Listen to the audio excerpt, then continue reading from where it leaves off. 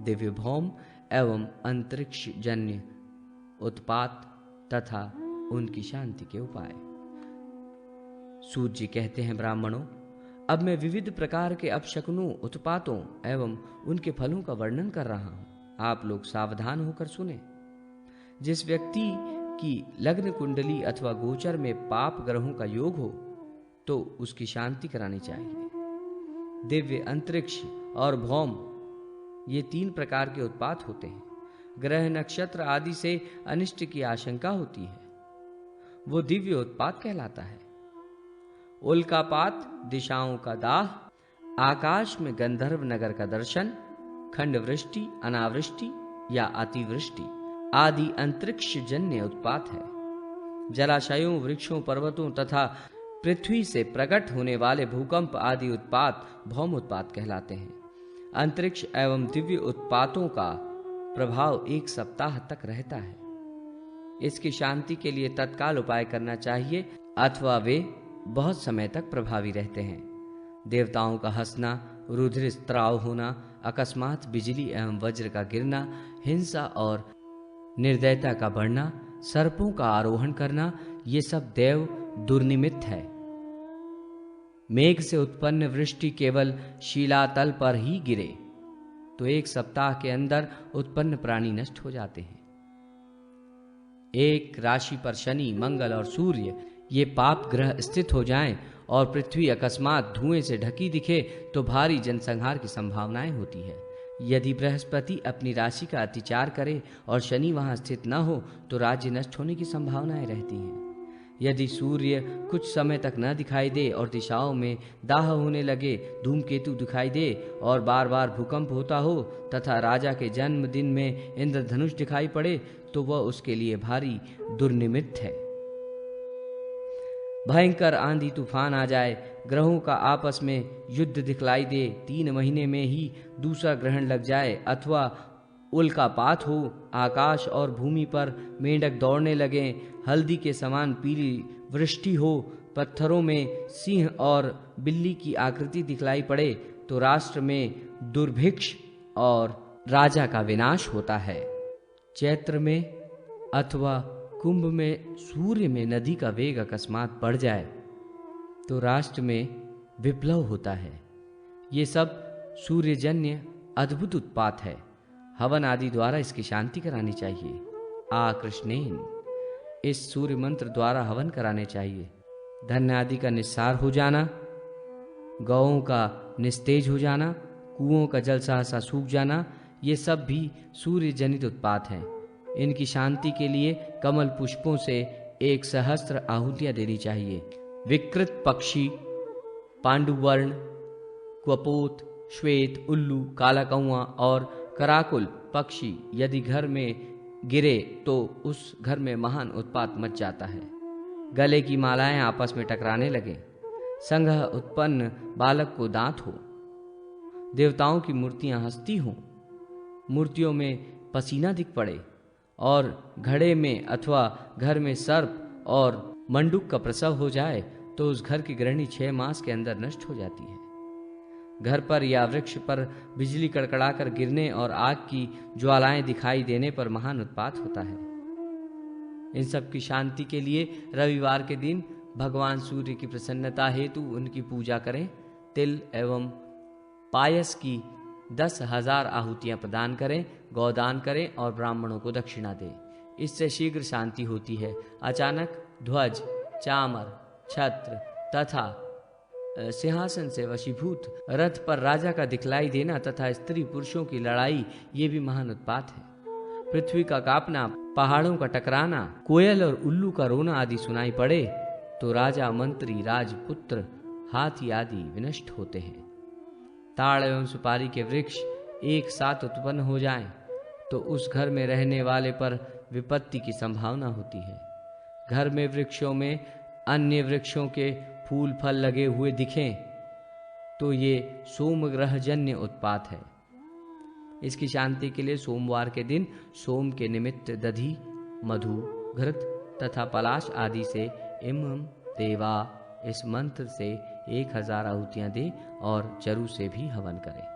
उड़द और जौ की ढेरियां सहसा लुप्त हो जाए, दही दूध घी और पाकान्नों में रुधिर दिखलाई पड़े, एकाएक घर में आग जैसा लगना दिखाई दे, बिना बादल के ही बिजली चमकने लगे, घर के सभी पशु तथा मनुष्य रुग्ण से दिखाई पड़े, तो मंगल ग्रह से उत्पन्न उत्पात समझने चाहिए। इनसे राजा, अमात्य तथा घर के स्वामियों का विनाश होता है। ऐसे भयंकर उपद्रवों को देखकर मंगल की शांति के लिए दही, मधु, घी से युक्त खैर और गुलर की समिधा से अग्नि मूर्धा इस मंत्र से 10,000 आहुतियां देनी चाहिए। 3 ब्राह्मणों को भोजन कराकर दक्षिणा में लाल वस्तुएं देनी चाहिए तथा सोने या तांबे की मंगल की प्रतिमा बनाकर दान में देनी चाहिए। इससे शांति होती है। गौएं यदि घर में पूंछ उठाकर स्वयं दौड़ने लगे और कुत्ते तथा सुअर घर पर चढ़ने लगे तो उस घर की स्त्रियों को भीषण क्लेश की आशंका होती है। गृह स्वामी का पूर्णतः मिथ्यावादी होना तथा राजा का वाद विवाद में फंसना, घर में गौओं का चिल्लाना, पृथ्वी का हिलना, घर में मेंढक तथा सांप का जन्म लेना, ये सभी उत्पात बुध ग्रहजन्य है। इसमें राज्य तथा घर के नष्ट होने की संभावना होती है। इन उत्पातों की शांति के लिए बुधवार के दिन बुध ग्रह के उद्देश्य से दही, मधु, घी तथा अपामार्ग की समिधा एवं चरु से उद्बुद्धस्व इस मंत्र द्वारा 10,000 आहुति देनी चाहिए। बुध की सुवर्ण की प्रतिमा बनाकर तथा पयस्विनी गाय ब्राह्मण को दान में देनी चाहिए। पशुओं का असमय समागम और उनसे यमल संपत्तियों की उत्पत्ति, जौ, व्रीहि आदि का सहसा लुप्त हो जाना, गृहस्तंभ का सहसा टूटना, आंगन में बिल्ली तथा मेंढक के नखों से जमीन कुरेदना और इनका घर पर चढ़ना, ये सभी दोष जहां दिखाई दे वहां 6 महीने के भीतर ही घर का विनाश होता है। कोई प्राणी मर जाता है या कुटुंब में कलह होता है तथा अनेक व्याधियां उत्पन्न होती हैं। बिल्व वृक्ष, गर्ध और गृधी का एक साथ दिखाई देना राजा के लिए विभ्रकारक तथा प्रसाद के लिए हानिकारक होता है। इस दोष से आमात्य वर्ग राजा के विपरीत हो जाता है। ये सभी बृहस्पति जनित दोष हैं। इनकी शांति के लिए बृहस्पति के निमित्त शांति होम करना चाहिए तथा पर्यस्वनी गाय एवं स्वर्ण की बृहस्पति की प्रतिमा का दान करना चाहिए। राक्षस द्वारा घड़े का जल पीने का आभास होना, सिंह, सरकरा, तेल, चांदी, तांडव नृत्य, उड़द, भात, धान्य आदि का आभास होना, घर में तांबा, कांसा, लोहा, शीशा या पीतल आदि रखा दिखाई देने का आभास होना, ऐसे उत्पात पर धन के नाश होने की संभावना रहती है और अनेक व्याधियां होती है। राजा भयंकर उपद्रव तथा बंधन में पड़ जाता है। गौ, अश्व तथा सैनिकों का विनाश होता है। दंत पंक्तिकों को छोड़कर दांतों के ऊपर दांतों का निकलना, शलाका के समान दांत निकलना, ये भी दोषकारक है। बर्तनों में, घड़ों में यदि बालक के गरजने की आवाज सुनाई दे तो ग्रह स्वामी पर विपत्ति की संभावना होती है। ये शुक्र ग्रह जनित दोष है।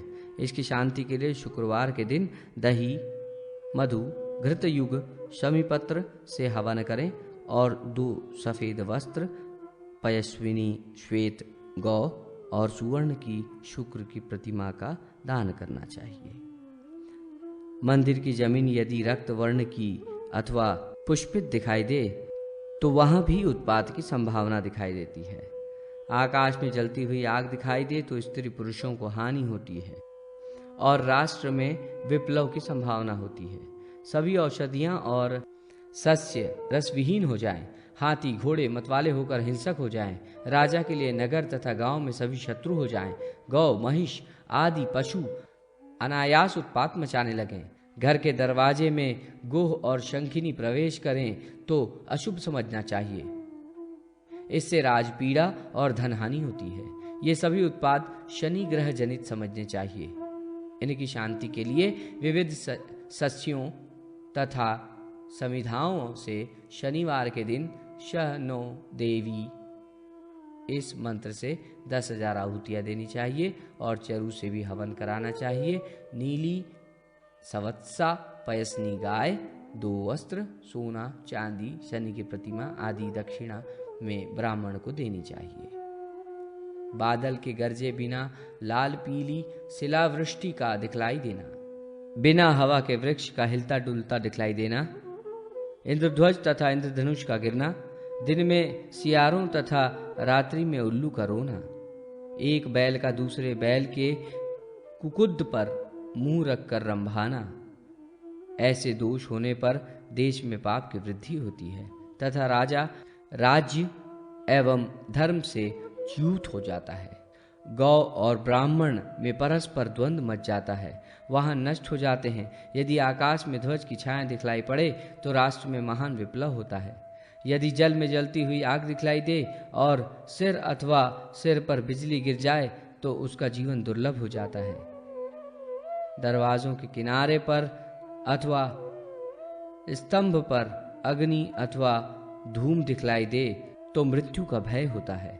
आकाश में वज्राघात, अग्नि की ज्वाला के मध्य धुआं, नगर के मध्य किसी अनहोनी घटना का दिखलाई देना, शव के ले जाते समय उस शव का बैठ जाना, स्थापित लिंग का गमन करना, भूकंप आदि तूफान, उल्कापात होना, बिना समय वृक्षों में फल फूल लगना, ये सभी उत्पात राहुजन्य है। इनकी शांति के लिए दही, मधु, घी, दूब, अक्षत आदि से कया नक्षत्र इस मंत्र द्वारा रविवार के दिन 10,000 आहुतियां राहु के लिए दें। चरु से भी हवन करें। पयस्विनी, कपिला गौ, अतसी, तिल, शंख और युग्म वस्त्र ब्राह्मण को दान में दें। वारुण होम भी करें, इससे सारे दोष और पाप नष्ट हो जाते हैं। यदि जम्बुक, गृध्र, कौएं आदि भीषण ध्वनि करते हों तथा भयंकर नृत्य करते हों तो मृत्यु की आशंकाएं होती है। जलती हुई आग के समान धूमकेतु का दिखलाई पड़ना, जमीन का खिसकता मालूम होना, ऐसी स्थिति में राजा पीड़ित होता है, राज्य में अकाल पड़ता है तथा अनेक प्रकार के अनिष्ट होते हैं। इनकी शांति के लिए स्वर्ण छत्र युक्त 7 घोड़ों से युक्त सूर्य मंडप बनाकर ब्राह्मण को दान करें। बिल्व पत्र भी दें। ऐन्द्र मंत्र से हवन करें। यदि अकस्मात शाल, ताल, अक्ष, खदिर, कमल आदि घर के अंदर ही उत्पन्न हो तो ये सभी केतु ग्रहजन्य दोष हैं।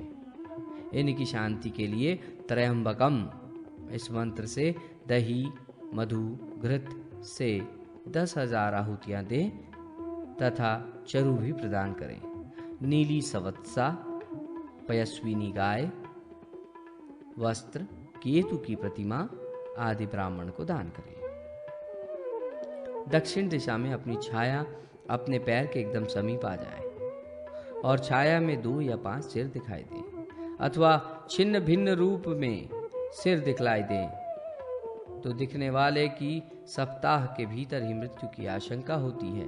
कौआ, बिल्ली, तोता तथा कपोत का मैथुन दिखलाई दे तो ये दुर्निर्मित राहुजन्य उत्पात है। इनकी शांति के लिए शनिवार के दिन शनि के निमित्त 10,000 आहुतियां देनी चाहिए। अर्क पुष्प से शनि की पूजा करें तथा चरु से 100 बार आहुति दें। वाम दक्षिण क्रम से यदि बाहु, पैर तथा आंख से स्पंदन हो तो इससे मृत्यु का भय होता है। ये सोम ग्रह जनित दुर्निर्मित है। पुस्तक, यज्ञोपवीत, चरु तथा इंद्रध्वज में आग लग जाए तो ये सूर्यजन्य दुर्निर्मित है। इसकी शांति के लिए सूर्य के निमित्त त्रिमधुयुक्त कनेर के पुष्पों से आहुतियां देनी चाहिए। जिन ग्रहों का दुर्निर्मित दिखलाई दे उसकी शांति के लिए ग्रहों तथा उसके अधिदेवता और प्रत्याधिदेवता के निमित्त भी विधि पूर्वक पूजन, हवन, स्तवन, दान आदि करना चाहिए। विधि के अनुसार क्रिया न करने से दोष होता है, अतः ये सभी शांत्यादि कर्म शास्त्रोक्त विधान के अनुसार ही करने चाहिए। इससे शांति की प्राप्ति होती है और सर्वविध कल्याण मंगल होता है। मध्यम पर्व तृतीय भाग्य संपूर्ण। ओम श्री परमात्मने नमः। प्रतिसर्ग पर्व प्रथम खंड। सतयुग के राजवंश का वर्णन। भगवान नर नारायण के अवतार स्वरूप भगवान श्री कृष्ण एवं उनके सखा नरश्रेष्ठ अर्जुन, उनकी लीलाओं को प्रकट करने वाली भगवती सरस्वती तथा उनके चरित्रों का वर्णन करने वाले वेदव्यास को नमस्कार कर अष्टादश पुराण, रामायण और महाभारत आदि जय नाम से व्यपदिष्ट ग्रंथों का वाचन करना चाहिए। महामुनि आचार्य शौनक जी ने कहा, मुने, ब्रह्मा जी आयु के उत्तरार्ध में भविष्य नाम के महाकल्प में प्रथम वर्ष के तीसरे दिन वैवस्वत नामक मनवंतर के 28वें सतयुग में कौन कौन राजा हुए, आप उनके चरित्र तथा राज्यकाल का वर्णन करें। सूत जी बोले, श्वेतवाराह कल्प में ब्रह्मा के वर्ष के तीसरे दिन 7वें मुहूर्त के प्रारंभ होने पर महाराज वैवस्वत मनु उत्पन्न हुए। उन्होंने सरयू नदी के तट पर दिव्य 100 वर्षों तक तपस्या की और उनकी छींक से उनके पुत्र रूप में राजा इक्ष्वाकु का जन्म हुआ। ब्रह्मा के वरदान से उन्होंने दिव्य ज्ञान की प्राप्ति की। राजा इक्ष्वाकु भगवान विष्णु के परम भक्त थे। उन्हीं की कृपा से उन्होंने 36,000 वर्षों तक राज्य किया। उनके पुत्र विकुक्षी हुए। अपने पिता इक्ष्वाकु से 100 वर्ष कम अर्थात 35,900 वर्षों तक राज्य करके वे स्वर्ग पधार गए। उनके पुत्र रिपुंजय हुए और उन्होंने भी पिता विकुक्षी से 100 वर्ष कम अर्थात 35,800 वर्षों तक राज्य किया। उनके पुत्र कुकुस्थ हुए। उन्होंने 35,700 वर्षों तक राज्य किया। उनके पुत्र अनैना हुए। उन्होंने 35,600 वर्षों तक राज्य किया। अनैना के पुत्र पृथु नाम से विख्यात हुए। उन्होंने 35,500 वर्षों तक राज्य किया और उनके पुत्र विश्वगर्ष हुए। उन्होंने 35,400 वर्षों तक राज्य किया। उनके पुत्र अद्रि हुए। उन्होंने 35,300 वर्षों तक राज्य किया और उनके पुत्र भद्राश्व, जिन्होंने 35,200 वर्षों तक राज्य किया। राजा भद्राश्व के पुत्र योनाश्व, उन्होंने 35,100 वर्षों तक राज्य किया। उनके पुत्र श्रावस्थ हुए। उस समय सतयुग के समग्र भारतवर्ष में धर्म अपने तप, शौच, दया तथा सत्य चारों चरणों से विद्यमान था। इन सभी इक्ष्वाकुवंशी राजाओं ने उदयाचल से अस्ताचल पर्यंत संपूर्ण पृथ्वी पर नीति एवं धर्म पूर्वक राज्य किया। महाराज श्रीवस्त ने 35,000 वर्षों तक राज्य किया। उनके पुत्र वृद्धश्व हुए। उन्होंने 34,900 वर्षों तक राज्य किया। उनके पुत्र कुलयाक्ष हुए। उन्होंने 34,800 वर्षों तक राज्य किया। महाराज कुलयाश्व के पुत्र दृढ़ाश्व, जिन्होंने अपने पिता से 1,000 वर्ष कम अर्थात 33,800 वर्षों तक राज्य किया। उनके पुत्र निकुंभक हुए। उन्होंने पिता से 1,000 वर्ष कम अर्थात 32,800 वर्षों तक राज्य किया। उनके पुत्र संकटाश्व हुए। उन्होंने 1,000 कम अर्थात 31,800 वर्षों तक राज्य किया। उनके पुत्र प्रसेनजित, जिन्होंने 30,800 वर्षों तक राज्य किया। इसके बाद रवणाश्व हुए। उन्होंने 29,800 वर्षों तक राज्य किया। उनके पुत्र मानधाता हुए। उन्होंने अपने पिता से 100 वर्ष कम अर्थात 29,700 वर्षों तक राज्य किया। महाराज मांधाता के पुत्र पुरुकुत्स हुए। उन्होंने 29,600 वर्षों तक राज किया। उनके पुत्र त्रिंशदक्ष हुए। उनके रथ में 30 श्रेष्ठ घोड़े जुड़े रहते थे, इसलिए वे त्रिदर्शु के नाम से विख्यात हुए। राजा त्रिंशदर्शु के पुत्र अरण्य हुए। उन्होंने 28,000 वर्षों तक शासन किया। महाराज अरण्य के पुत्र प्रषदर्शु हुए। वे 6,000 वर्षों तक राज्य करके अंत में पितृलोक को चले गए। अनंतर हर्यश्व नाम के राजा हुए। उन्होंने राजा प्रषदर्शु से 1,000 वर्ष कम अर्थात 5,000 वर्षों तक राज्य किया। उनके पुत्र वसुमान हुए। उन्होंने उनसे 1,000 कम अर्थात 4,000 वर्षों तक राज किया। तदनंतर उनको त्रिधन्वा नामक पुत्र हुआ। उसने अपने पिता से 1,000 वर्ष कम अर्थात 3,000 वर्षों तक राज्य किया।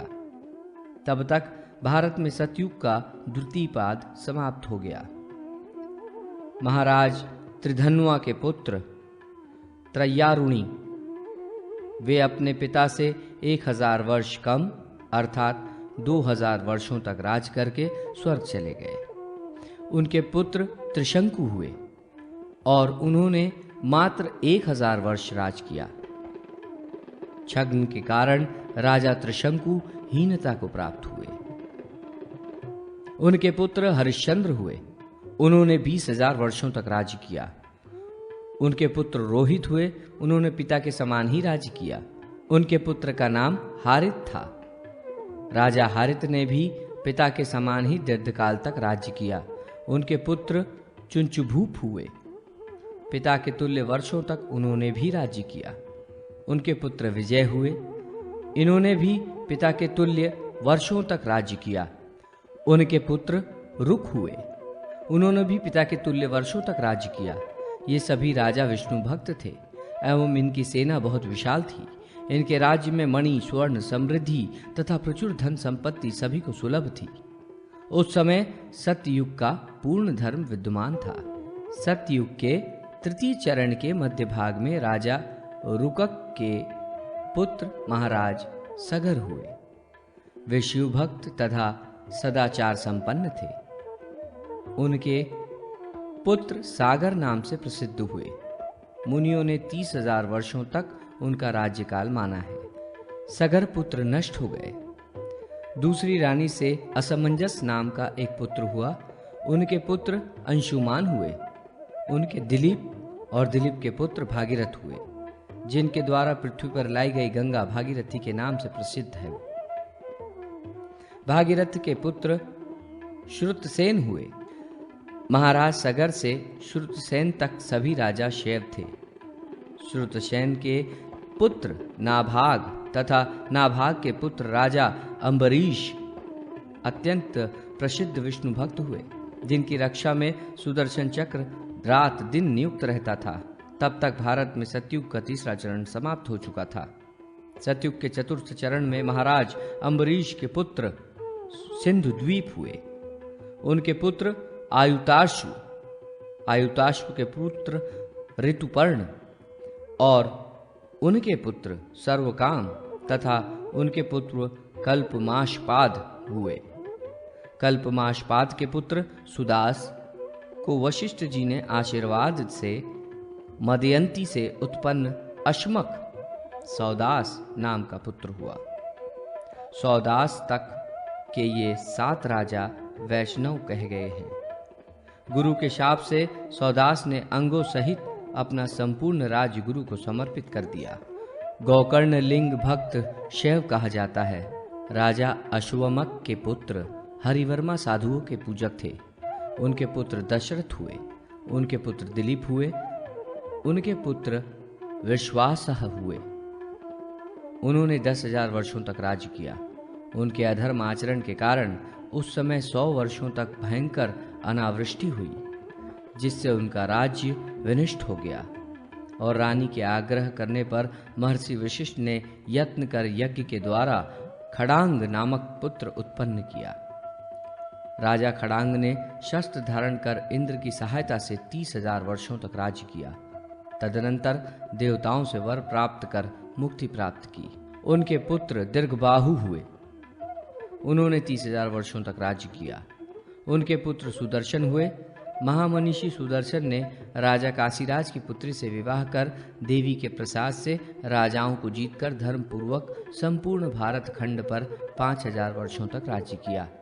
एक दिन स्वप्न में महाकाली ने राजा सुदर्शन से कहा, वत्स, तुम अपनी पत्नी के साथ तथा महर्षि वशिष्ठ आदि से समन्वित होकर हिमालय पर जाकर निवास करो, क्योंकि शीघ्र ही भीषण झंझावात के प्रभाव से भारत खंड प्रायः क्षय हो जाएगा। पूर्व पश्चिम आदि दिशाओं के अनेक उपद्वीप झंझावातों के कारण समुद्र के गर्त में विलीन से हो गए हैं। भारतवर्ष में भी आज के 7वें दिन भीषण झंझावात आएगा। स्वप्न में भगवती द्वारा प्रलय का निर्देश पाकर महाराज सुदर्शन प्रधान राजाओं, वैश्यों तथा ब्राह्मणों और अपने परिकरों के साथ हिमालय पर चले गए और भारत का बड़ा सा भूभाग समुद्री तूफान आदि के प्रभाव से नष्ट हो गया।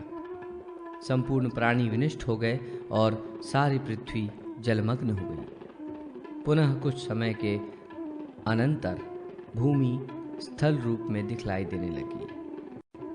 त्रेता युग के सूर्य एवं चंद्र राजवंशों का वर्णन। सूत जी बोले, महामुने, वैशाख मास के शुक्ल पक्ष की तृतीया तिथि में बृहस्पतिवार के दिन महाराज सुदर्शन अपने परिकरों के साथ हिमालय पर्वत से पुनः अयोध्या लौट आए। महादेवी के प्रभाव से अयोध्यापुरी पुनः विविध अन्न धन से परिपूर्ण एवं समृद्धिपूर्ण हो गई।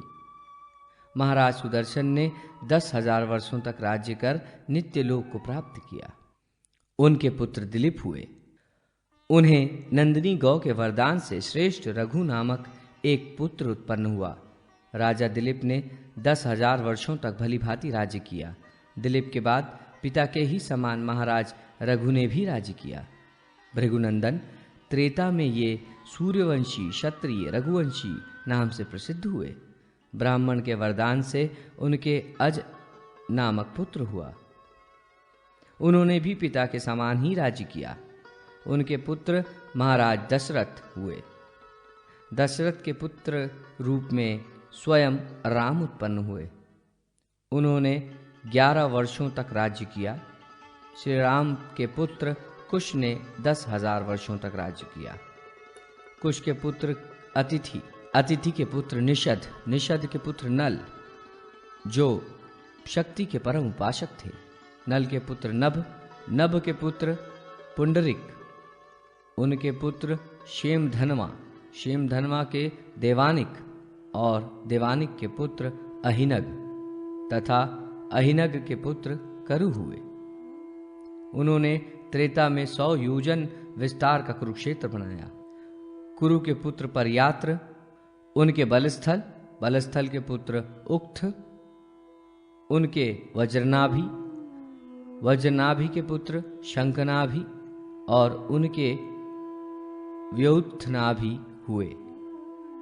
व्युत्थनाभि के पुत्र विश्वपाल, उनके स्वर्णाभि और स्वर्णाभि के पुत्र पुष्पसेन हुए।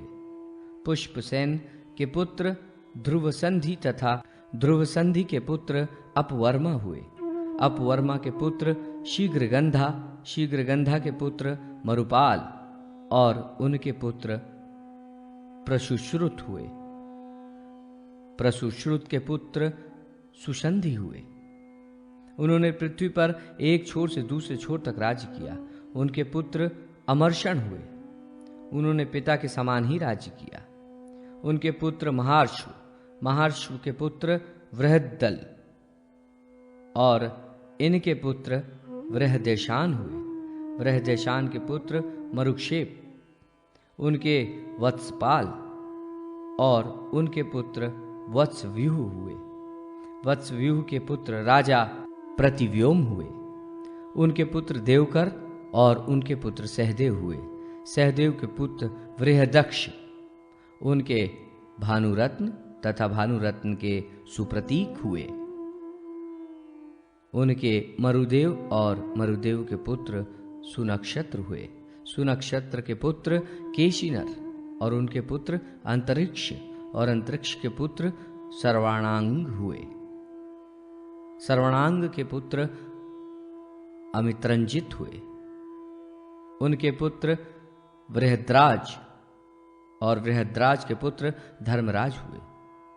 धर्मराज के पुत्र कृतंजय और उनके पुत्र रणंजय हुए। रणंजय के पुत्र संजय, उनके पुत्र शाकवर्धन और शाक्यवर्धन के पुत्र क्रोधदान हुए।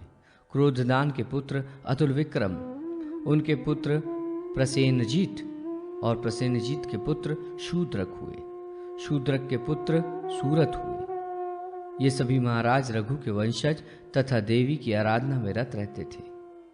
यज्ञ आदि में तत्पर रहकर अंत में इन सभी राजाओं ने स्वर्ग लोक को प्राप्त किया। जो वृद्ध के वंशज हुए वे सब पूर्ण रूप से, शुद्ध रूप से क्षत्रिय नहीं थे। त्रेता युग के तृतीय चरण के प्रारंभ में नवीनता आ गई। देवराज इंद्र ने रोहिणीपति चंद्रमा को पृथ्वी पर भेजा। चंद्रमा ने तीर्थराज प्रयाग को अपनी राजधानी बनाया। वे भगवान विष्णु तथा भगवान शिव की आराधना में तत्पर रहे। भगवती महामाया की प्रसन्नता के लिए उन्होंने 100 यज्ञ किए और 18,000 वर्षों तक राज्य कर वे पुनः स्वर्गलोक चले गए। चंद्रमा के पुत्र बुध हुए। बुध का विवाह इलाके के साथ विधिपूर्वक हुआ, जिससे पुरूरवा की उत्पत्ति हुई। राजा पुरूरवा ने 14,000 वर्षों तक पृथ्वी पर शासन किया। उनको भगवान विष्णु की आराधना में तत्पर रहने वाला आयु नाम का एक धर्मात्मा पुत्र उत्पन्न हुआ। महाराज आयु 36,000 वर्षों तक राज्य कर गंधर्व लोक को प्राप्त करके पुनः स्वर्ग में देवता के समान आनंद भोग रहे हैं।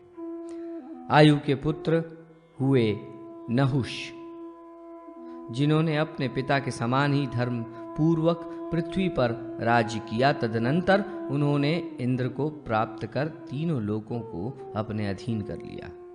फिर बाद में महर्षि दुर्वासा के शाप से राजा नहुष अजगर हो गए। इनके पुत्र ययाति हुए। ययाति के 5 पुत्र थे, जिनमें से 3 पुत्र मलेच्छ देशों के शासक हो गए। शेष 2 पुत्रों ने आर्यत्व को प्राप्त किया। उनमें यदु ज्येष्ठ थे और पुरु कनिष्ठ। उन्होंने तपोबल तथा भगवान विष्णु के प्रसाद से 1,00,000 वर्ष तक राज्य किया। अनंतर वे वैकुंठ चले गए। यदु के पुत्र कौष्टु ने 60,000 वर्षों तक राज्य किया। क्रौष्टु के पुत्र वज्रनग्न हुए। उन्होंने 20,000 वर्षों तक पृथ्वी पर शासन किया। उनको स्वाहर्चन नाम का एक पुत्र हुआ। उनके पुत्र चित्ररथ हुए और उनके अरविंद हुए। अरविंद को विष्णु भक्ति परायण श्रवस नाम का पुत्र उत्पन्न हुआ। उनके तामस हुए। तामस के उशन नाम का एक पुत्र हुआ। उनके पुत्र सीतांशुक तथा सीतांशुक के पुत्र कमलांशु हुए। उनके पुत्र पारावात हुए। उन्हें ज्यामघ नामक पुत्र उत्पन्न हुआ। ज्यामघ के पुत्र विदर्भ हुए। उनको कृथ नाम का पुत्र उत्पन्न हुआ। उनके पुत्र कुंती भोज हुए। कुंती भोज ने पाताल में निवास करने वाली पुरु दैत्य की पुत्री से विवाह किया, जिससे वृषपर्वण नाम का पुत्र उत्पन्न हुआ। उनके पुत्र मायाविद्य हुए, जो देवी के भक्त थे। उन्होंने प्रयाग के प्रतिष्ठानुपूर में 10,000 वर्षों तक राज किया और फिर स्वर्ग सिधार गए। मायाविद्य के पुत्र जनमेजय हुए और उनका पुत्र प्राचीनवान हुआ। प्राचीनवान के पुत्र प्रवीर हुए। उनके पुत्र नभस्य हुए। नभस्य के पुत्र भवद और उनके सुगुम्न नाम का पुत्र हुआ। सुगुम्न के पुत्र बाहुगर, उनके पुत्र संयाति और संयाति के पुत्र धनयाति हुए। धनयाति के पुत्र ऐन्याक्ष और उनके पुत्र रंतीनर और रंतीनर के पुत्र सूतपा हुए।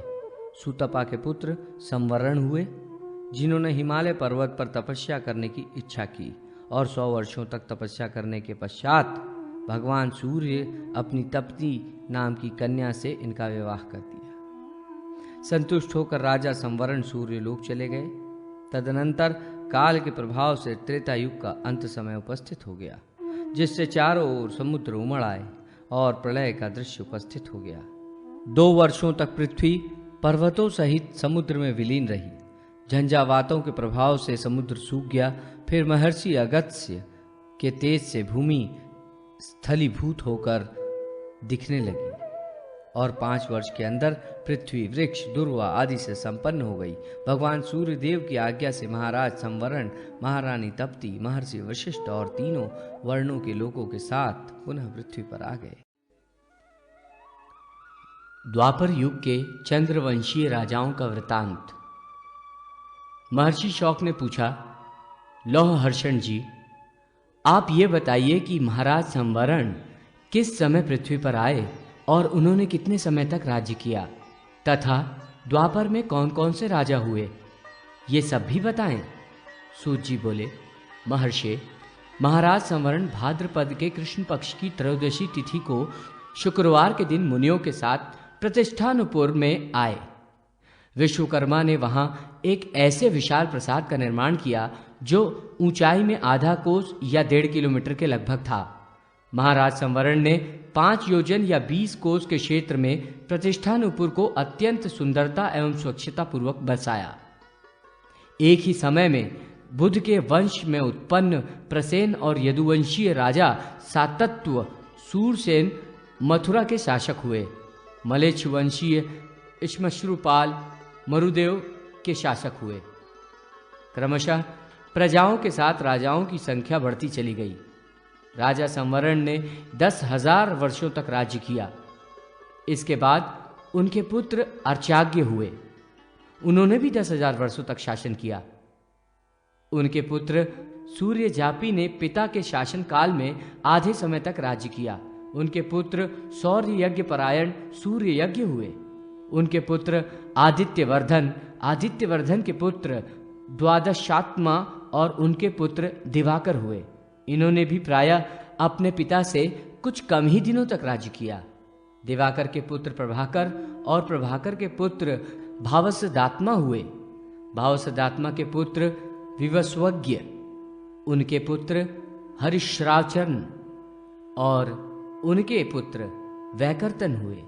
वैकर्तन के पुत्र अर्केष्टिमान, उनके पुत्र मार्कंडवत्सल और मार्कंडवत्सल के पुत्र महिरार्थ तथा उनके अरुपोषण हुए।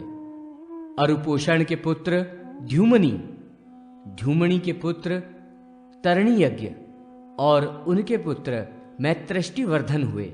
मैत्रेष्टिवर्धन के पुत्र चित्रभानुर्जक और वैरोचन के पुत्र हंस न्यायी हुए। उनके पुत्र वेद प्रवर्धन के पुत्र सावित्र और इनके पुत्र धनपाल हुए। धनपाल के पुत्र मलेच्छ हंता के आनंदवर्धन, इनके धर्मपाल और धर्मपाल के पुत्र ब्रह्मभक्त हुए।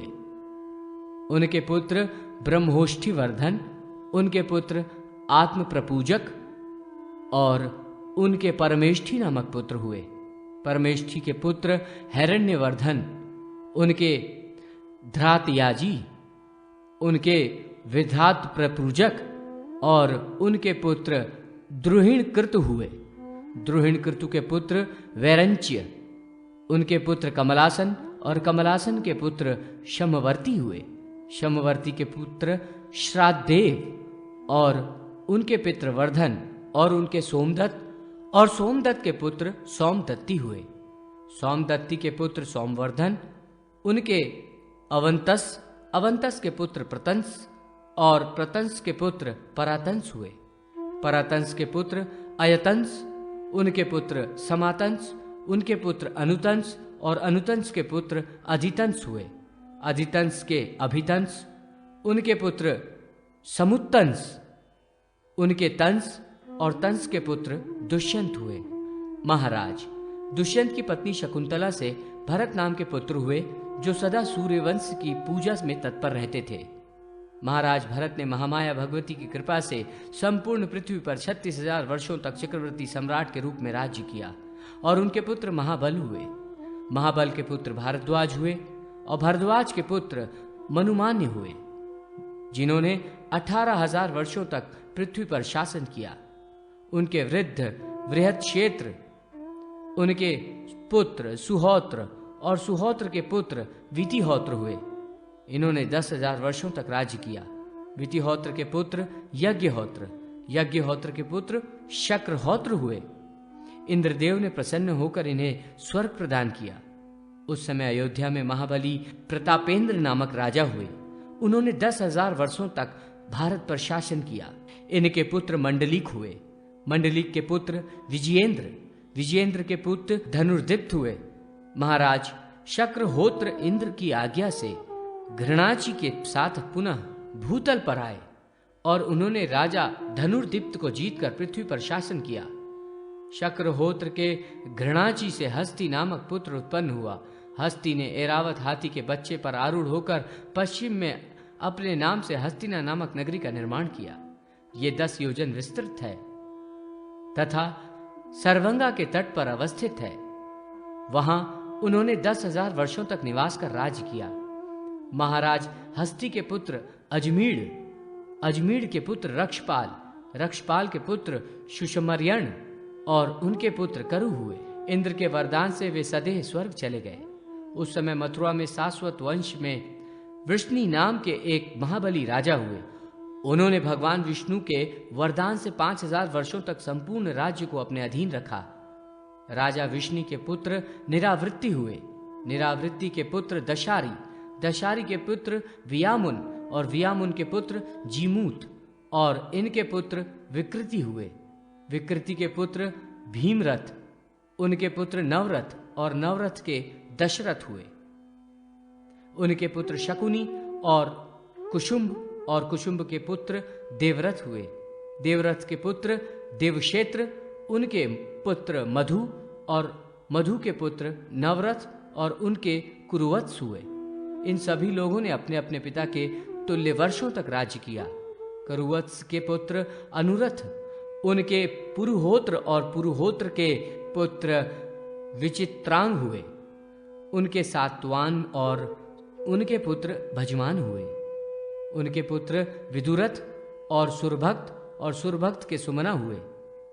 इन सभी ने अपने अपने पिता के तुल्य वर्षों तक राज्य किया। समुना के पुत्र ततिक्षेत्र, उनके स्वयंभू, उनके हरिदीपक और हरिदीपक के देवमेधा हुए। इन सभी ने अपने अपने पिता के तुल्य वर्षों तक राज्य किया। देवमेधा के पुत्र सुरपाल हुए। द्वापर के तृतीय चरण के समाप्त होने पर देवराज इंद्र की आज्ञा से सुकेशी नाम की अप्सरा के स्वामी कुरु राजा हुए। इन्होंने कुरुक्षेत्र का निर्माण किया जो 20 योजन विस्तृत है। विद्वानों ने उसे पुण्य क्षेत्र बनाया है। महाराज कुरु ने 12,000 वर्षों तक राज्य किया। इनके पुत्र जुगनू, जुगनू के सूरत और सूरत के पुत्र विदुरथ हुए। विदुरथ के पुत्र सार्वभौम, इनके जयसेन और उनके पुत्र अर्णव हुए। महाराज अर्णव का शासन क्षेत्र चारों समुद्र तक था और इन्होंने अपने पिता के तुल्य वर्षों तक राज्य किया। अर्णव के पुत्र आयुतायु हुए, जिन्होंने 10,000 वर्षों तक राज्य किया। आयुतायु के पुत्र अक्रोधन, उनके वृक्ष, उनके पुत्र भीमसेन और भीमसेन के पुत्र दिलीप हुए। इन सभी राजाओं ने अपने अपने पिता के तुल्य वर्षों तक राज्य किया। दिलीप के पुत्र प्रदीप हुए। इन्होंने 5,000 वर्षों तक शासन किया। प्रदीप के पुत्र संतनु और उन्होंने 1,000 वर्षों तक राज्य किया। उन्हें विचित्र वीर्य नाम का पुत्र उत्पन्न हुआ, जिन्होंने 200 वर्षों तक राज्य किया। उनके पुत्र पांडु हुए, जिन्होंने 500 वर्ष तक राज्य किया। उनके पुत्र युधिष्ठिर हुए, उन्होंने 50 वर्षों तक राज्य किया। सुयोधन, दुर्योधन ने 60 वर्षों तक राज्य किया और कुरुक्षेत्र में युधिष्ठिर के भाई भीमसेन के द्वारा उसकी मृत्यु हुई। प्राचीन काल में दैत्यों का देवताओं द्वारा भारी संहार हुआ था। वे ही सब दैत्य शंतनु के राज्य में पुनः भूलोक में उत्पन्न हुए। दुर्योधन की विशाल सेना के भार से परिव्याप्त वसुंधरा इंद्र की शरण में गई, तब भगवान श्रीहरि का अवतार हुआ। सौरी वसुदेव के द्वारा देवकी के गर्भ से उन्होंने अवतार लिया।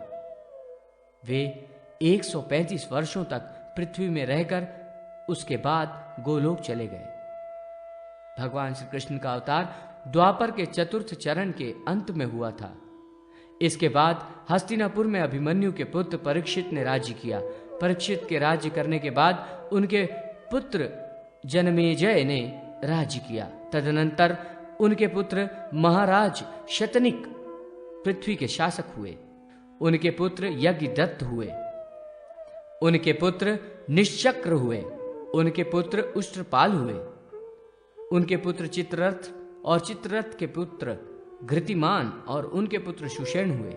सुषेण के पुत्र सुनीत, उनके मखपाल, उनके चक्षु और चक्षु के पुत्र सुखवंत हुए। सुखवंत के पुत्र पारिपल्लु हुए। पारिपल्लु के पुत्र सुनय, सुनय के पुत्र मेधावी, उनके नृपंजय और उनके पुत्र मृदु हुए। मृदु के पुत्र तिग्म ज्योति, उनके विहद्रथ और उनके पुत्र वसुदान हुए। इनके पुत्र शतानिक हुए। उनके पुत्र उदयन, उदयन के अहिनर, अहिनर के निर्मित्र तथा निर्मित्र के पुत्र शेमक हुए। महाराज शेमक राज्य छोड़कर कलाप ग्राम चले गए। उनकी मृत्यु मलेच्छों द्वारा हुई। नारद जी के उपदेश एवं सत्य प्रयास से उनके एक पुत्र हुआ जिसका नाम प्रद्योत हुआ। राजा प्रद्योत ने मलेच्छ यज्ञ किया जिसमें मलेच्छों का विनाश हुआ। मलेच्छ वंशीय राजाओं का वर्णन तथा मलेच्छ भाषा आदि का संक्षिप्त परिचय। शौनक ने पूछा, त्रिकालज्ञ महामुने, उस प्रद्योत ने कैसे मलेच्छ यज्ञ किया, ये सब मुझे बतलाइए। सूत जी ने कहा, महामुने, किसी समय शेमक के पुत्र प्रद्योत हस्तिनापुर में विराजमान थे। उस समय नारद जी वहां आए। उनको देखकर प्रसन्न हो राजा प्रद्योत ने विधिवत उनकी पूजा की। सुखपूर्वक बैठे हुए मुनि ने राजा प्रद्योत से कहा, मलेच्छों के द्वारा मारे गए तुम्हारे पिता यमलोक को चले गए हैं। मलेच्छ यज्ञ के प्रभाव से उनकी नरक से मुक्ति होगी और उन्हें स्वर्ग गति की प्राप्ति होगी। अतः तुम मलेच्छ यज्ञ करो। यह सुनकर राजा प्रद्योत की आंखें क्रोध से लाल हो गईं। तब उन्होंने वेदज्ञ ब्राह्मणों को बुलाकर कुरुक्षेत्र में मलेच्छ यज्ञ को तत्काल आरंभ करा दिया। 16 योजन के चतुष्कोण यज्ञ कुंड का निर्माण कर देवताओं का आवाहन कर उस राजा ने मलेच्छों का हनन किया। ब्राह्मणों को दक्षिणा देकर अभिषेक कराया। इस यज्ञ के प्रभाव से उनके पिता शेमक स्वर्गलोक चले गए। तभी से राजा प्रद्योत सर्वत्र पृथ्वी पर मलेच्छ हंता, मलेच्छों को मारने वाले के नाम से प्रसिद्ध हो गए। उनका पुत्र वेदवान नाम से प्रसिद्ध हुआ। मलेच्छ रूप में स्वयं कली ने ही राज्य किया था। अनंतर कली ने अपनी पत्नी के साथ नारायण की पूजा कर दिव्य स्तुति की। स्तुति से प्रसन्न होकर नारायण प्रकट हुए। कली ने उनसे कहा, हे नाथ, राजा वेदवान के पिता प्रद्योत ने मेरे स्थान का विनाश किया है और मेरे प्रिय मलेच्छों को नष्ट कर दिया है। भगवान ने कहा, कले, कई कारणों से अन्य युगों की अपेक्षा तुम श्रेष्ठ हो।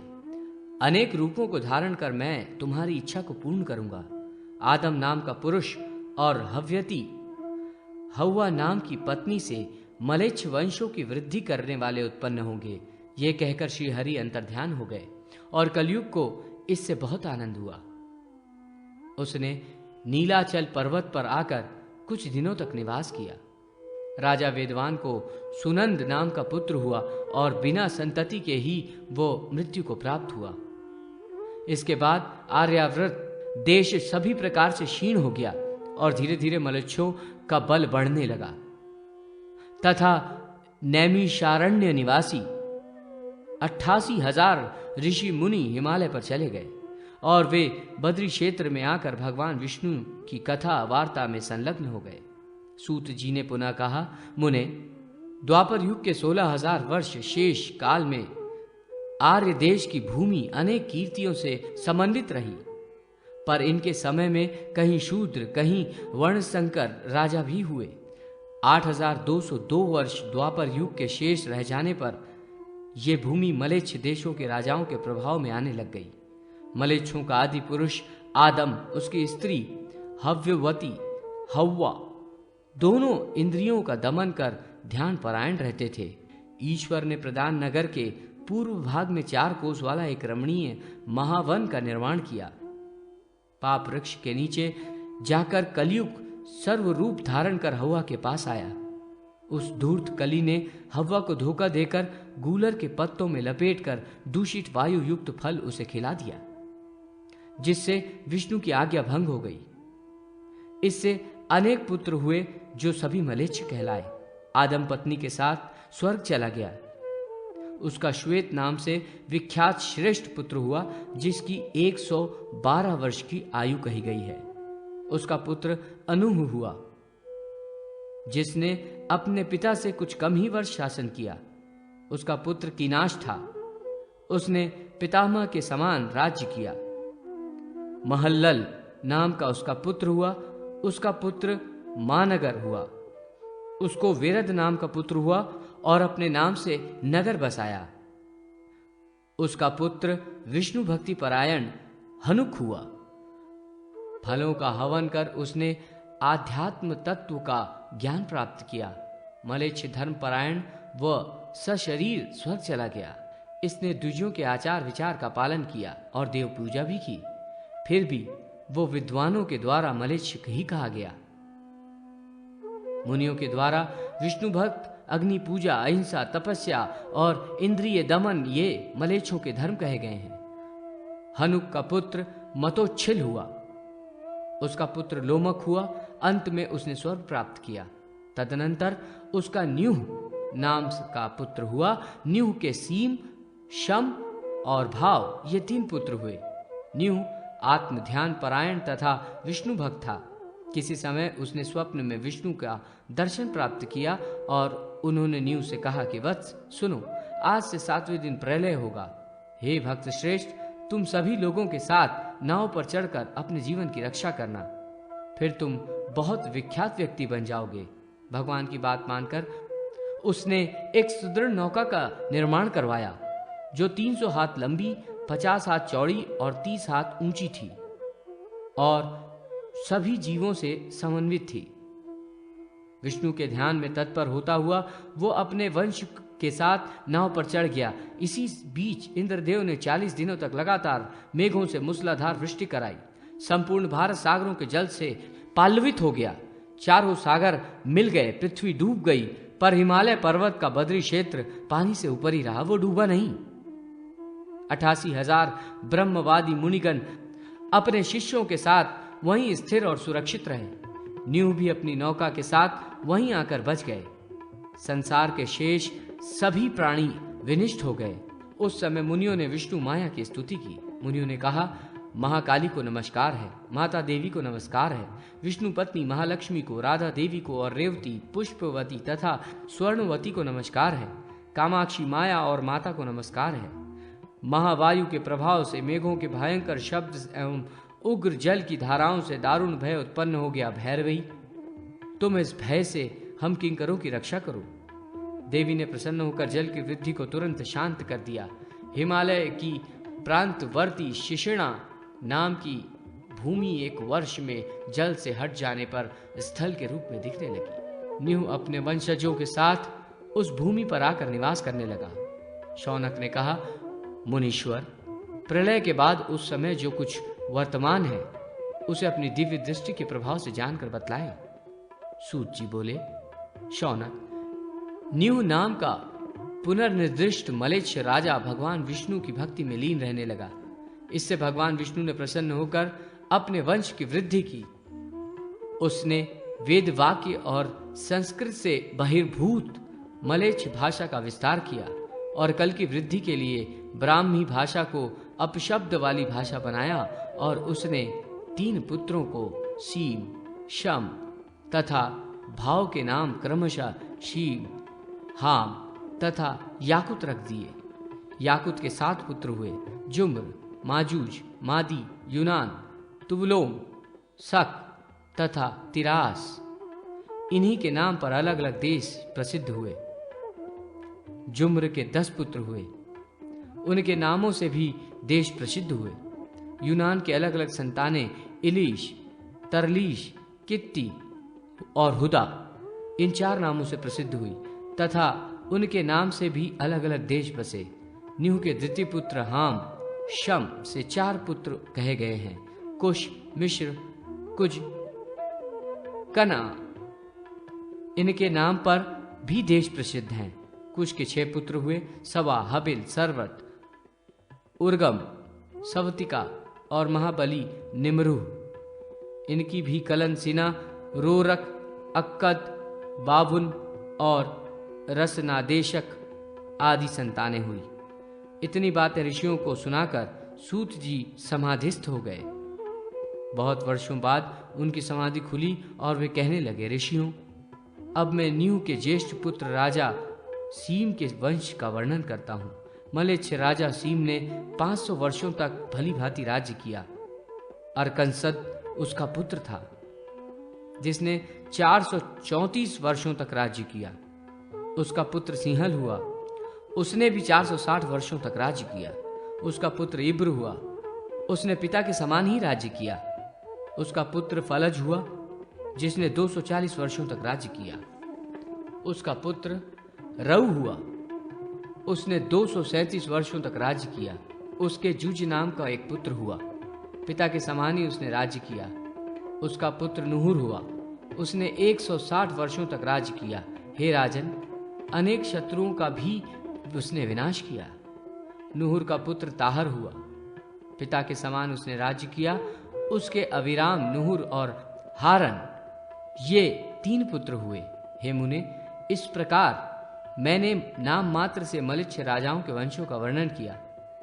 सरस्वती के शाप से ये राजा मलेच्छ भाषा भाषी हो गए और आचार में अधम सिद्ध हुए।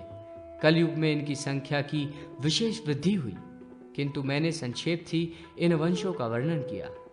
संस्कृत भाषा भारतवर्ष में ही किसी तरह बची रही, अन्य भागों में मलेच्छ भाषा ही आनंद देने वाली हुई। सूत जी पुनः बोले, भार्गवत नये महामुने शौनक, 3 सहस्त्र वर्ष कलयुग के बीत जाने पर अवंती नगरी में शंख नामक का एक राजा हुआ और मलेच्छ देश में शकों का राजा राज्य करता था। उनकी अभिवृद्धि का कारण सुनो। 2000 वर्ष कलयुग बीत जाने पर मलेच्छ वंश की अधिक वृद्धि हुई और विश्व के अधिकांश भाग की भूमि मलेच्छमयी हो गई तथा भली भांति के मत चल पड़े। सरस्वती का तट ब्रह्मावर्त क्षेत्र ही शुद्ध बचा था। मुषा नाम का व्यक्ति मलेच्छों का आचार्य और पूर्व पुरुष था। उसने अपने मत को सारे संसार में फैलाया। कलयुग के आने से भारत में देव पूजा और वेद भाषा प्रायः नष्ट हो गई। भारत में धीरे धीरे प्राकृत और मलेच्छ भाषा का प्रचार प्रारंभ हुआ। वज्र भाषा और महाराष्ट्री ये प्राकृत के मुख्य भेद है। यावनी और गुरुदंडिका मलेच्छ भाषा के मुख्य भेद हैं। इन भाषाओं के और भी 4 लाख सूक्ष्म भेद हैं। प्राकृत में पानीय को पानी और विभूक्षा को भूख कहा जाता है। इसी तरह मलेच्छ भाषा में पितृ को पैतर, फादर और भ्राता को बादर, ब्रदर कहते हैं। इसी प्रकार आहुति को आजू, जानू को जैनू, रविवार को संडे, फाल्गुन को फरवरी और षष्ठी को 60 कहते हैं। भारत में अयोध्या, मथुरा, काशी आदि पवित्र 7 पुरियां हैं। उनमें भी अब हिंसा होने लग गई। डाकू, शबर, भिल्ल तथा मूर्ख व्यक्ति भी आर्य देश भारतवर्ष में भर गए।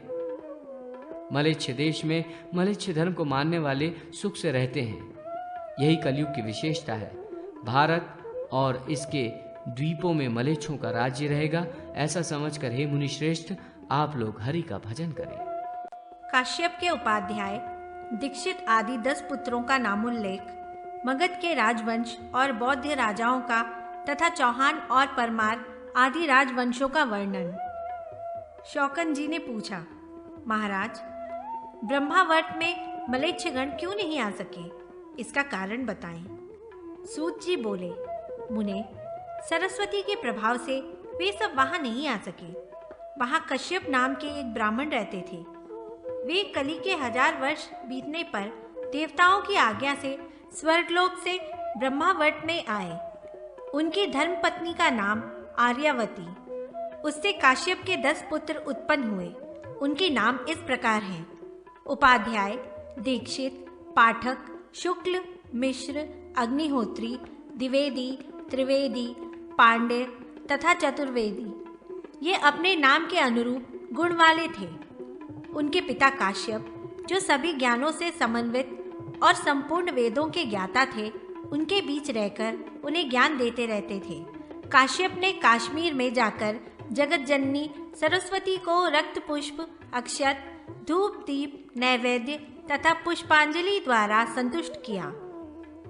देवी की स्तुति करते हुए काश्यप ने कहा, माता शंकर प्रिय, मुझ पर आपकी करुणा क्यों नहीं होती? देवी, आप सारे संसार की माता हैं, फिर मुझे जगत से बाहर क्यों मानती हैं? देवी, देवताओं के लिए धर्मद्रोहियों को आप क्यों नहीं मारती हैं? मलेच्छों को मोहित कीजिए और उत्तम संस्कृत भाषा का विस्तार कीजिए। आप अनेक रूपों को धारण करने वाली हैं, हुंकार स्वरूपा हैं। आपने धूम्रलोचन को मारा है। दुर्गा रूप में आपने भयंकर दैत्यों को मारकर जगत में सुख प्रदान किया है। माता, आप दंभ, मोह तथा भयंकर गर्व का नाश कर सुख प्रदान करें और दुष्टों का नाश करें तथा संसार में ज्ञान प्रदान करें। इस स्तुति से प्रसन्न होकर सरस्वती देवी ने उन काश्यप मुनि के मन में निवास कर उन्हें ज्ञान प्रदान किया। वे मुनि मिश्र देश में चले गए और उन्होंने वहां मलेच्छों को मोहित कर उन्हें द्विजन्मा बना लिया। सरस्वती के अनुग्रह से उन लोगों के साथ सदा मुनि वृत्ति में तत्पर मुनि श्रेष्ठ काश्यप ने आर्य देश में निवास किया। उन आर्यों की देवी के वरदान से बहुत वृद्धि हुई। काश्यप मुनि का राज्यकाल 120 वर्ष तक रहा। राजपुत्र नामक देश में 8000 शूद्र हुए। उनके राजा आर्य पृथु हुए। उनमें ही मागध की उत्पत्ति हुई। मागध नाम के पुत्र का अभिषेक कर पृथु चले गए। यह सुनकर भृगुश्रेष्ठ, सौनक आदि ऋषि प्रसन्न हो गए। फिर वे पौराणिक सूत को नमस्कार कर विष्णु के ध्यान में तत्पर हो गए। 4 वर्ष तक ध्यान में रहकर वे उठे और नित्य नैमित्तिक क्रियाओं को संपन्न कर पुनः सूत जी के पास गए और बोले, लोमहर्षण जी, अब आप मागध राजाओं का वर्णन करें। किन मागधों ने कलियुग में राज्य किया? हे व्यास शिष्य, आप हमें यह बताएं। सूत जी ने कहा, मगध प्रदेश में काश्यप पुत्र मागध ने पिता से प्राप्त राज्य का भार वहन किया। उन्होंने आर्य देश को अलग कर दिया। पांचाल, पंजाब से पूर्व का देश मगध देश कहा जाता है। मगध की आग्नेय दिशा में कलिंग, उड़ीसा, दक्षिण में अवंती देश, नैऋत्य में आनर्त, गुजरात, पश्चिम में सिंधु देश, वायव्य दिशा में कैकय देश, उत्तर में मद्र देश और ईशान में कुलिंद देश है। इस प्रकार आर्य देश का उन्होंने भेद किया। इस देश का नामकरण महात्मा मागध के पुत्र ने किया था। अनंतर राजा ने यज्ञ के द्वारा बलराम जी को प्रसन्न किया। इसके फलस्वरूप बलभद्र के अंश से शिशुनाग का जन्म हुआ। उसने 100 वर्ष तक राज्य किया। उसे काकवर्मा नाम का पुत्र हुआ। उसने 90 वर्ष तक राज्य किया। उसे क्षेमधर्मा नाम का पुत्र हुआ। उसने 80 वर्ष तक राज किया। उसका पुत्र शैत्रोजा हुआ। उसने 70 वर्ष तक राज्य किया। उसके वेदमिश्र नामक पुत्र हुआ। उसने 60 वर्ष तक शासन किया। उसे अजातरिपु, अजातशत्रु नामक पुत्र हुआ। उसने 50 वर्ष तक राज्य किया। उसका पुत्र दर्भक हुआ। उसने 40 वर्ष तक राज्य किया। उसे उदयाश्रव नाम का पुत्र हुआ। उसने 30 वर्ष तक शासन किया। उसका पुत्र नंदवर्धन हुआ। उसने 30 वर्ष तक शासन किया। नंदवर्धन का पुत्र नंद हुआ। उसने पिता के तुल्य वर्षों तक राज्य किया। नंद के प्रनंद हुआ, जिसने 10 वर्ष राज्य किया। उससे परानंद हुआ। उसने अपने पिता के तुल्य वर्षों तक ही राज्य किया। उससे समानंद हुआ, उसने 20 वर्ष राज्य किया। उससे प्रियानंद हुआ, उसने भी पिता के समान वर्षों तक राज्य किया। उसका पुत्र देवानंद हुआ, उसने भी पिता के समान राज्य किया। देवानंद का पुत्र यज्ञभंग हुआ, उसने अपने पिता के आधे वर्षों तक 10 वर्ष राज्य किया। उसका पुत्र मौर्यानंद और उसका पुत्र महानंद हुआ, दोनों ने अपने अपने पिता के समान वर्षों तक राज्य किया। इसी समय कलि ने हरि का स्मरण किया। अनंतर प्रसिद्ध गौतम नामक देवता की काश्यप से उत्पत्ति हुई। उसने बौद्ध धर्म को संस्कृत कर पट्टन नगर कपिलवस्तु में प्रचार किया और 10 वर्ष तक राज्य किया। उससे शाक्य मुनि का जन्म हुआ, उसने भी 20 वर्ष तक राज्य किया। उससे शुद्धोदन नामक पुत्र हुआ, उसने 30 वर्ष तक शासन किया। उससे शक्य सिंह का जन्म हुआ। कलयुग के 2000 वर्ष व्यतीत हो जाने के बाद शताद्री में उसने शासन किया। कलि के प्रथम चरण में वेद मार्ग को उसने विनष्ट कर दिया और 60 वर्ष तक उसने राज्य किया। उस समय प्राय सभी बौद्ध हो गए। विष्णु स्वरूप उसके राजा होने पर जैसा राजा था वैसी ही प्रजा हो गई, क्योंकि विष्णु की शक्ति के अनुसार ही जगत में धर्म की प्रवृत्ति होती है। जो मनुष्य मायापति हरि की शरण में जाते हैं वे उनकी कृपा के प्रभाव से मोक्ष के भागी हो जाते हैं। शक्य सिंह का पुत्र बुद्ध सिंह हुआ, उसने 30 वर्ष राज्य किया।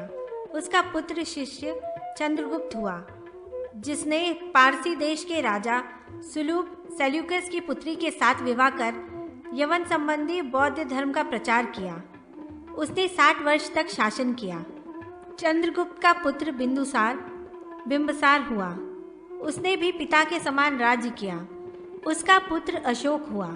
उसी समय कान्यकुब्ज देश का एक ब्राह्मण आबू पर्वत पर चला गया और वहां उसने विधि पूर्वक ब्रह्महोत्र संपन्न किया। वेद मंत्रों के प्रभाव से यज्ञ कुंड से 4 क्षत्रियों की उत्पत्ति हुई। प्रमर, परमार, सामवेदी, चपहानी, चौहान, कृष्ण यजुर्वेदी, त्रिवेदी, गहरवार, शुक्ल यजुर्वेदी और परिहारक अथर्ववेदी क्षत्रिय थे। वे सब ऐरावत कुल में उत्पन्न गजों पर आरूढ़ होते थे। इन लोगों ने अशोक के वंशजों को अपने अधीन कर भारतवर्ष के सभी बौद्धों को नष्ट कर दिया। अवंत में परमार राजा हुआ। उसने 4 योजन विस्तृत अम्बावती नामक पुरी में स्थित होकर सुखपूर्वक जीवन व्यतीत किया। महाराज विक्रमादित्य के चरित्र का उपक्रम। सूत जी बोले, शौनक, चित्रकूट पर्वत के आसपास के क्षेत्र प्राय आज के पूरे बुंदेलखंड एवं बघेलखंड में परिहार नाम का एक राजा हुआ। उसने रमणीय कलिंजर नगर में रहकर अपने पराक्रम से बौद्धों को परास्त कर पूरी प्रतिष्ठा प्राप्त की। राजपुताने के क्षेत्र दिल्ली नगर में चपहानी चौहान नामक राजा हुआ। उसने अति सुंदर अजमेर नगर में रहकर सुखपूर्वक राज्य किया। उसके राज्य में 4 वर्ण स्थित थे। आनर्त गुजरात देश में शुक्ल नामक राजा हुआ। उसने द्वारका को राजधानी बनाया। शौनक जी ने कहा, हे महाभाग, अब आप अग्निवंशी राजाओं का वर्णन करें। सूत जी बोले, ब्राह्मणों, इस समय मैं योग निद्रा के वश में हो गया हूँ। अब आप लोग भी भगवान का ध्यान करें। अब मैं थोड़ा विश्राम करूँगा। यह सुनकर मुनिगण भगवान विष्णु के ध्यान में लीन हो गए। लंबे अंतराल के बाद ध्यान से उठकर सूत जी पुनः बोले, महामुने, कलियुग के 3310 वर्ष व्यतीत होने पर प्रमर नामक राजा ने राज्य करना प्रारंभ किया। उन्हें मुहम्मद नामक पुत्र हुआ, जिसने पिता के शासनकाल के आधे समय तक राज्य किया। उसे देवापी नामक पुत्र हुआ। उसने भी पिता की तुल्य वर्षों तक राज्य किया। उसे देवदूत नामक पुत्र हुआ। उसके गंधर्वसेन नामक पुत्र हुआ, जिसने 50 वर्ष तक राज्य किया। वह अपने पुत्र शंख का अभिषेक कर वन चला गया। शंख ने 30 वर्ष तक राज्यभार संभाला। उसी समय देवराज इंद्र ने वीरमती नामक एक देवांगनाओं को पृथ्वी पर भेजा। शंख ने वीरमती से गंधर्वसेन नामक पुत्र रत्न को प्राप्त किया। पुत्र के जन्म समय में आकाश से पुष्प वृष्टि हुई और देवताओं ने दुंदुभी बजाई। सुखप्रद शीतल मंद वायु बहने लगी। इसी समय अपने शिष्यों सहित शिवदृष्टि नाम के एक ब्राह्मण तपस्या के लिए वन में गए और शिव की आराधना से वे शिव स्वरूप हो गए। 3000 वर्ष पूर्ण होने पर जब कलयुग का आगमन हुआ, तब शकों के विनाश और आर्य धर्म की अभिवृद्धि के लिए वे ही शिवदृष्टि गुह्यकों की निवास भूमि कैलाश से भगवान शंकर की आज्ञा पाकर पृथ्वी पर विक्रमादित्य नाम से प्रसिद्ध हुए। वे अपने माता पिता को आनंद देने वाले थे। वे बचपन से ही महान बुद्धिमान थे। बुद्धि विशारद विक्रमादित्य 5 वर्ष की ही बाल्यावस्था में तप करने वन चले गए। 12 वर्षों तक प्रयत्न पूर्वक तपस्या कर वे ऐश्वर्य संपन्न हो गए। उन्होंने अम्बावती नामक दिव्य नगरी में आकर 32 मूर्तियों से समन्वित भगवान शिव द्वारा अभिरक्षित रमणीय और दिव्य सिंहासनों को सुशोभित किया। भगवती पार्वती के द्वारा प्रेषित एक वैताल उनकी रक्षा में सदा तत्पर रहता था। उस वीर राजा ने महाकालेश्वर में जाकर देवाधिदेव महादेव की पूजा की और अनेक व्यूहों से परिपूर्ण धर्म सभा का निर्माण किया, जिसमें विविध मणियों से विभूषित अनेक धातुओं के स्तंभ थे। शौनक जी, उसने अनेक लताओं से पूर्ण पुष्पान्वित स्थान पर अपने दिव्य सिंहासन को स्थापित किया। उसने वेद वेदांग पारंगत मुख्य ब्राह्मणों को बुलाकर विधिवत उनकी पूजा कर उनसे अनेक धर्म गाथाएं सुनी। इसी समय वैताल नामक देवता ब्राह्मण का रूप धारण कर आपकी जय हो इस प्रकार कहता हुआ वहां आया और उनका अभिवादन कर आसन पर बैठ गया। उस वैताल ने राजा से कहा, राजन, यदि आपको सुनने की इच्छा हो तो मैं आपको इतिहास से परिपूर्ण एक रोचक आख्यान सुनाता हूँ। इसे आप सुने। प्रतिसर्ग पर्व प्रथम खंड संपूर्ण। प्रतिसर्ग पर्व द्वितीय खंड। स्वामी एवं सेवक की परस्पर भक्ति का आदर्श। राजा रूपसेन तथा वीरवर की कथा। सूत जी बोले, महामुने, एक बार रुद्र किंकर वैताल ने सर्वप्रथम भगवान शंकर का ध्यान किया और फिर महाराज विक्रमादित्य से इस प्रकार कहना प्रारंभ किया, राजन, अब आप एक मनोहर कथा सुने। प्राचीन काल में सर्व समृद्धिपूर्ण वर्धमान नामक नगर में रूपसेन नाम का एक धर्मात्मा राजा रहता था। उसकी पतिव्रता रानी का नाम विद्वनमाला था। एक दिन राजा के दरबार में वीरवर नाम का एक क्षत्रिय गुणी व्यक्ति अपनी पत्नी, कन्या एवं पुत्र के साथ वृत्ति के लिए उपस्थित हुआ। राजा ने उसकी विनयपूर्ण बातों को सुनकर प्रतिदिन 1 सहस्त्र स्वर्ण मुद्रा वेतन निर्धारित कर महल के सिंह द्वार पर रक्षक के रूप में उसकी नियुक्ति कर ली।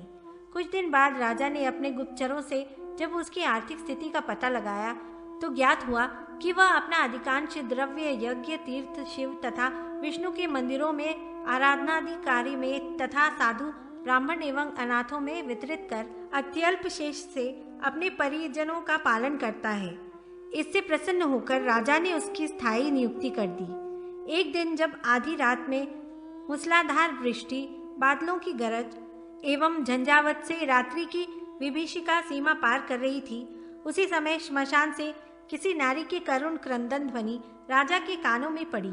राजा ने सिंह द्वार पर उपस्थित वीरवर से इस रुदन ध्वनि का पता लगाने के लिए कहा।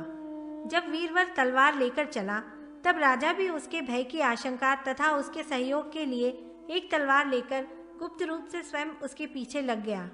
वीरवर ने श्मशान में पहुंचकर एक स्त्री को वहां रोते देखा और उससे जब इसका कारण पूछा तब उसने कहा कि मैं इस राज्य की लक्ष्मी, राष्ट्र लक्ष्मी हूँ। इसी मास के अंत में राजा रूपसेन की मृत्यु हो जाएगी। राजा की मृत्यु हो जाने पर मैं अनाथ होकर कहाँ जाऊंगी? इसी चिंता से मैं रो रही हूँ। स्वामी भक्त वीरवर ने राजा के दीर्घायु होने पर उससे उपाय पूछा। इस पर वह देवी बोली, यदि तुम अपने पुत्र की बलि चंडिका देवी के सामने दे सको तो राजा के आयु की रक्षा हो सकती है। फिर क्या था, वीरवर उल्टे पांव घर लौट आया और अपनी पत्नी, पुत्र तथा लड़की को जगाकर उनकी सम्मति लेकर उसके साथ चंडिका के मंदिर में जा पहुंचा। राजा भी गुप्त रूप से उसके पीछे पीछे सर्वत्र चलता रहा।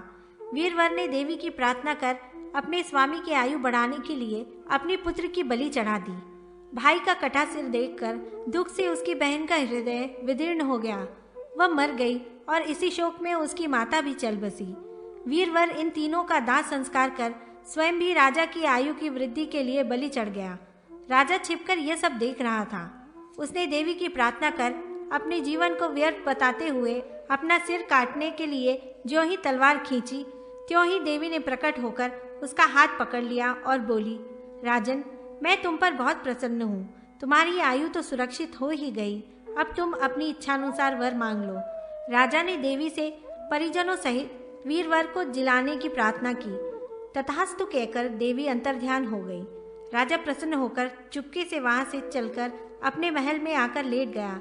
इधर वीरवर भी चकित होता हुआ और देवी की कृपा मानता हुआ अपने पुनर्जीवित परिवार को घर पर छोड़कर राजप्रासाद के सिंह द्वार पर आकर खड़ा हो गया। अनंतर राजा ने वीरवर को बुलाकर रात में रोने वाली नारी के रुदन का कारण पूछा तो वीरवर ने कहा, राजन, वह तो कोई चुड़ैल थी। मुझे देखते ही वह अदृश्य हो गई। चिंता की कोई बात नहीं है। वीरवर की स्वामी भक्ति और धीरता को देखकर राजा रूपसेन अत्यंत प्रसन्न हुआ और उसने अपनी कन्या का विवाह वीरवर के पुत्र से कर दिया तथा उसे अपना मित्र बना लिया। इतनी कथा कहकर वैताल शांत हो गया। वैताल ने राजा विक्रम से फिर पूछा, राजन, इस कथा में परस्पर सबने एक दूसरे के लिए स्नेहवश अपने प्राणों का उत्सर्ग किया, पर सबसे अधिक स्नेह और त्याग किसका था, यह आप बताइए। राजा बोले, यद्यपि सभी ने अपने अपने कर्तव्य का अद्भुत आदर्श उपस्थित किया, फिर भी राजा का स्नेह ही सबसे अधिक मानी प्रतीत होता है, क्योंकि वीरवर राज सेवक था। उसे अपनी सेवा के प्रतिफल में स्वर्ण मुद्राएं मिलती थीं, अतः उसने स्वर्ण प्राप्ति की दृष्टि से अपना उत्सर्ग किया। वीरवर की पत्नी पतिव्रता थी, धर्म स्नेही थी, इसलिए उसने अपने प्राणों का उत्सर्ग कर दिया। बहन का अपने भाई में प्रेम था, पुत्र का अपने पिता में स्नेह था। यह तो स्वभाववश होता ही है, किंतु राजा रूपसेन ने महान स्नेह का आदर्श उपस्थित किया, जो कि वे एक सामान्य सेवक के लिए भी अपना प्राणोत्सर्ग करने को उद्वत हो गए। अतः उन्हीं का स्नेहमय त्याग महान त्याग है। ब्राह्मण पुत्री महादेवी की कथा। वैताल ने कहा, राजन, उज्जैनी नाम की नगरी में चंद्रवंश में उत्पन्न महाबल नाम से विख्यात अत्यंत बुद्धिमान तथा वेदादि शास्त्रों का ज्ञाता एक राजा निवास करता था। उसका स्वामी भक्त हरिदास नाम का एक दूत था। हरिदास की पत्नी भक्तिमाला साधु पुरुषों की सेवा में तत्पर रहती थी। भक्तिमाला को सभी विद्याओं में पारंगत, कमल के समान नेत्र वाली अत्यंत रूपवती एक कन्या उत्पन्न हुई। उसका नाम था महादेवी। एक दिन महादेवी ने अपने पिता हरिदास से कहा, तात, आप मुझे ऐसे योग्य पुरुष को दीजिएगा जो गुणों में मुझसे भी अधिक हो, अन्य किसी को नहीं। अपनी पुत्री की बात सुनकर हरिदास बड़ा प्रसन्न हुआ और ऐसा ही होगा कहकर हरिदास राज्यसभा में आया और उसने राजा का अभिनंदन किया। तदनंतर राजा ने कहा, हरिदास, तुम मेरे ससुर तैलंग देश के राजा हरिश्चंद्र के पास जाओ और उनका कुशल समाचार जानकर शीघ्र ही मुझे बताओ।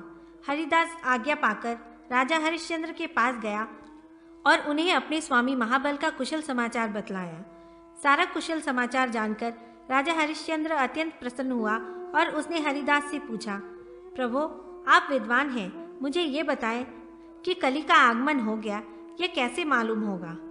हरिदास ने कहा, राजन, जब वेदों की मर्यादाएं नष्ट हो जाएं और वेदोक्त धर्म विपरीत दिखलाई देने लगे, तब कली का आगमन समझना चाहिए। साथ ही कली के प्रिय मलिच्छगण कहे गए हैं। अधर्म ही जिसका मित्र है, ऐसे कली के द्वारा सभी देवताओं को अपमानित किया गया हो, तब कली का आगमन समझना चाहिए। राजन, पाप की स्त्री का नाम है मृषा, असत्य। उसका पुत्र दुख कहाँ गया है? दुख की स्त्री है दुर्गति, जो कलियुग में घर घर में व्याप्त रहेगी। सभी राजा क्रोध के वशीभूत हो जाएंगे तथा सभी ब्राह्मण काम के दास हो जाएंगे। धनिक वर्ग लोभ के वशीभूत हो जाएगा तथा शूद्रजन महत्व को प्राप्त करेंगे। स्त्रियां लज्जा से रहित होंगी और सेवक स्वामी के ही प्राण हरण करने वाले होंगे।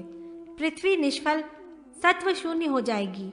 ऐसी स्थिति में समझना चाहिए कि कली का आगमन हो गया है।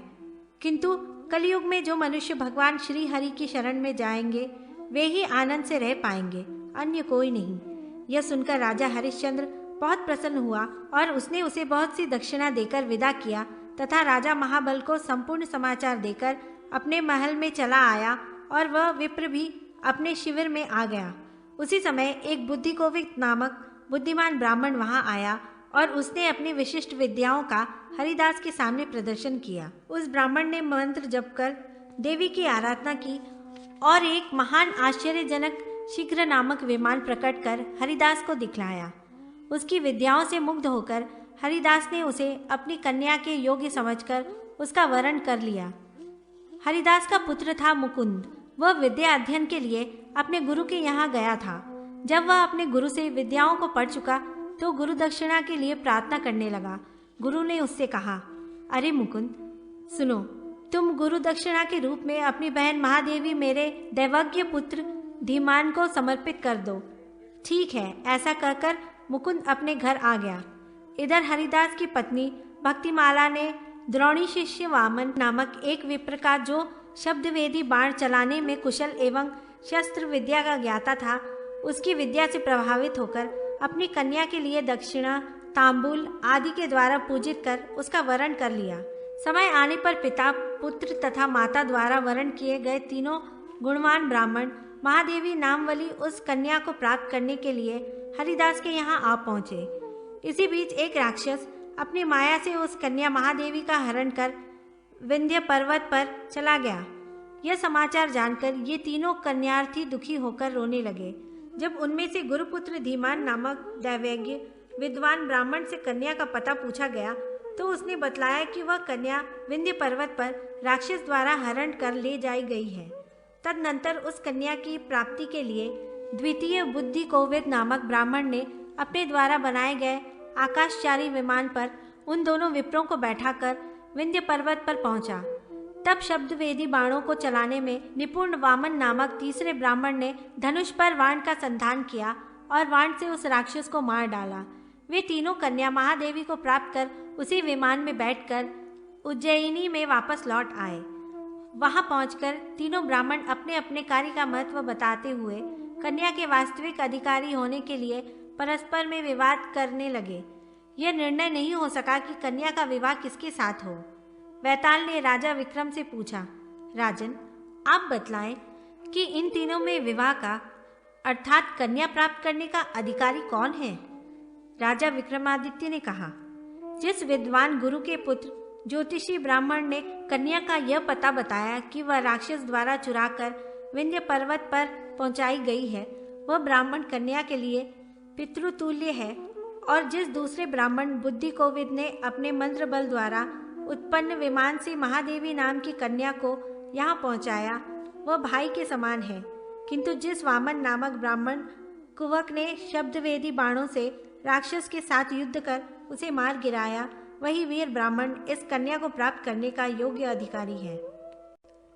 समान वर्ण में विवाह संबंध का औचित्य। त्रिलोक सुंदरी की कथा। वैताल पुनः बोला, राजन, अब मैं एक दूसरी कथा सुनाता हूँ। चंपापुरी भागलपुर नाम की एक प्रसिद्ध नगरी थी।